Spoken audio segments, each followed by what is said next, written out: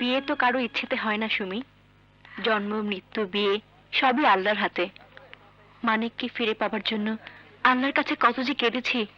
আচ্ছা সুমি, এমনও তো কত মেয়ে আছে ভালোবেসে ব্যর্থ হয়, ভালোবাসা মানুষকে আপন করে পায় না। হ্যাঁ আছে।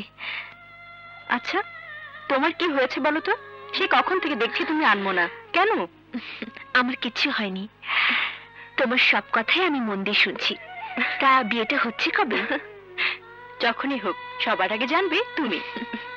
আচ্ছা সুমি, তুমি কখনো কাউকে ভালোবেসেছো? বলো না, লজ্জা কিসের? বেসেছি।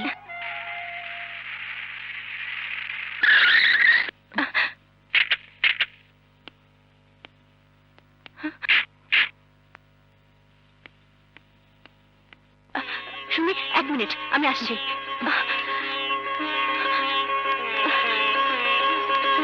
আলী চাচা,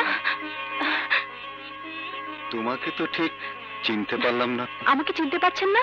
আমি নীলা। নীলা মানে? আশরাফ চৌধুরীর মেয়ে। আরে আরে, কি করছো? আমার পায়ে হাত দিয়ে সালাম করছো?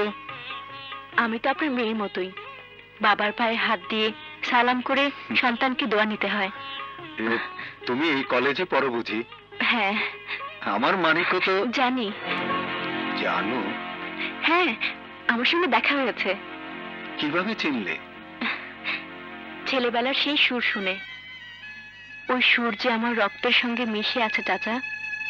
দোয়া করবেন সারা জীবন আমি যেন ওই সুর অন্তরে ধরে রাখতে পারি।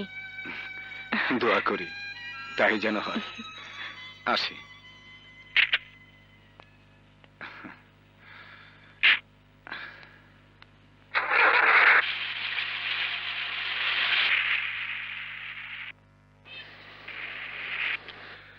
একটা কথা মনে রেখো আলী, ফুল যেখানে জন্মায় সেই জায়গাটা সবসময় পরিষ্কার নাও থাকতে পারে।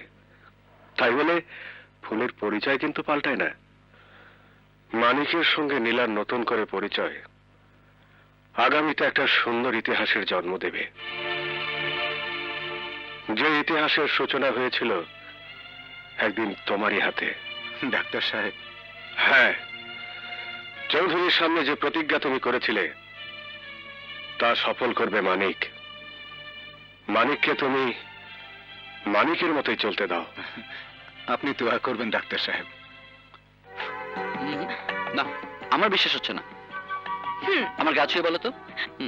এই যে তোমার গা ছুঁয়ে বলছি, আলী চাচার সঙ্গে আমার দেখা হয়েছে হয়েছে হয়েছে।